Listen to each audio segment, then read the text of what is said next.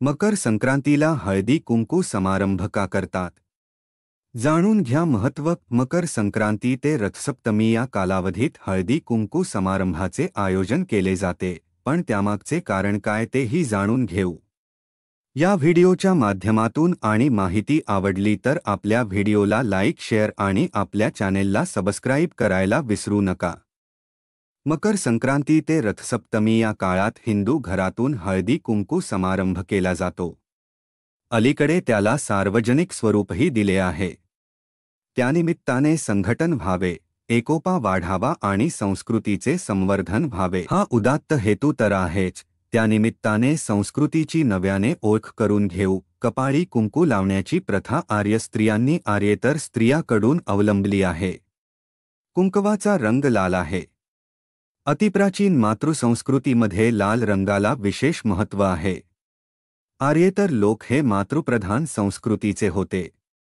मातृप्रधान संस्कृतीतील कित्येक दैवते रक्तवर्णप्रिय असणारी आहेत. इसवीसनाच्या 3 व 4 शतकापासून वाङ्मयात कुंकवाचे उल्लेख आढळतात. रघुवंशात, अमरशतकात, भर्तृहरीच्या शृंगार शतकात कुंकम तिलकाला विशेष महत्त्व आहे. ग्रामदेवतांना कुंकू फार प्रिय असल्याचे दिसून येते. दुर्गा पूजेतही कुंकवाचे आधिक्य असते. सप्तमातृकांनाही कुंकू प्रिय आहे.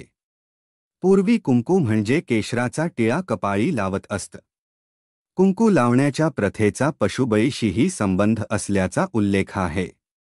शाक्त उपासनेत देवीच्या कपाळी पशुबलीच्या रक्ताचा टिळा लावला जातो.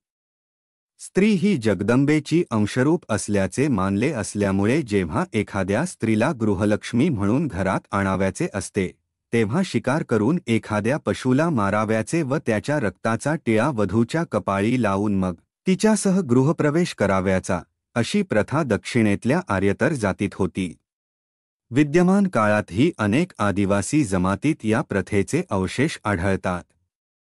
नवीन लग्न झालेल्या सुवासिनींनी देवीच्या मंदिरात कुंकवाचा सडा घालण्याची पद्धत अनेक ठिकाणी प्रचलित आहे. कुंकू अशा प्रकारे सौभाग्य प्रतीक मानल्यामुळे भारतीय संस्कृतीत त्याचा अनेक शुभ कार्यात वापर सुरू झाला. स्त्रीचे कुंकू हे लेणे ठरले. देवादिकांच्या पूजेत कुंकू अनिवार्य झाले. लग्नपत्रिकेत कुंकू लावून मग ती नातेवाईक आप्तेष्टांना हितचिंतकांना पाठवण्याची प्रथा सुरू झाली. हिंदू स्त्रिया नवे वस्त्र परिधान करायला काढताना त्या कापडाला प्रथम कुंकू लावतात. कुंकू हे सुवासिनीला सुवासिनीनेच लावायचे असते. विवाहप्रसंगी कित्येक ज्ञातीत वधूच्या कपाळी कुंकवाचा मळवट भरतात. सुवासिनी घरातून बाहेर पडताना घरची गृहिणी तिला कुंकू लाव, तुझे सौभाग्य अक्षय राहो अशी उदात्त महानमंगल भावना त्यामागे असते. लग्नप्रसंगी वधू-वरांना कुंकू लावण्याची चाल पारशी लोकांतही आहे. मांगलिक कार्यात पुरुषांनाही कुंकू लावले जाते. कुंकवाची झाडे महाराष्ट्रात विशेषत कोकण, महाबळेश्वर, आंबेघाट, नाशिक या ठिकाणी आढळतात. कुंकवाची झाडे 12 ते 15 फुटापर्यंत वाढतात. साल जाड असते. पाने सदापर्णी लंबवर्तुळाकार असून पानाच्या शिरा तांबड्या असतात. फुलाचा रंग पिवळसर असून त्यांना देठ नसतात. फळे छोटी असून फळात छोटी बी असून त्यावर जी तांबडी भुकटी असते, तेच खरे कुंकू. हे कुंकू फार मौल्यवान असते. कृत्रिम कुंकू चुना व हळद यांच्या मिश्रणापासून बनवतात. तसेच हळद व हिंगुळ किंवा करडईपासून कुंकू बनवतात.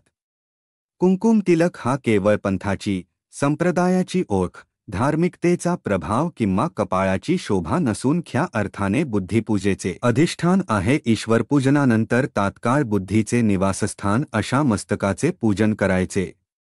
प्रथम साध्याचे म्हणजे ईश्वराचे पूजन आणि नंतर साधनाचे म्हणजे बुद्धीचे पूजन होय. तिलक आस्तिकांचेही चिन्ह आहे. आजच्या विज्ञानाच्या प्रगत युगातही भारतात कुंकू लावण्याची पद्धत अद्याप चिरंतन आहे. ते लावण्याच्या पद्धतीत कालानुसार स्थित्यंतरे होत गेली. अलीकडे कुंकवाच्या जागी लाल गंध व आता आधुनिक काळात स्त्रिया टिकल्या वापरतात. पण यात मांगल्याचे व सौभाग्याचे लेणे आहे. म्हणूनच हिंदू संस्कृतीचे तेज चिरंतन असून हाच भारतीय संस्कृतीचा मूलाधार आहे. समाजातील सर्व थरांच्या स्त्रियांत विशेष प्रसंगी स्त्रियांसाठी हळदीकुंकू समारंभ करण्याची पद्धत आजतागायत सुरू आहे. चैत्रगौरीचे चैत्र 30 ते अक्षय तृतीयेपर्यंत होणारे चैत्र व वासंतिक हळदीकुंकू व संक्रांतीनिमित्त होणारे संक्रांत ते रथसप्तमी या काळात होणारे हळदकुंकू ही मोठ्या प्रमाणात आहे. शिवाय गौरी, गणपती, नवरात्र या धार्मिक सणातही काही कुटुंबात सौभाग्यवती स्त्रियांसाठी हळदीकुंकू करावयाची प्रथा आहे. हे समारंभ म्हणजे गृहिणीपूजन, आदरसत्कार व स्नेहमिलन होय.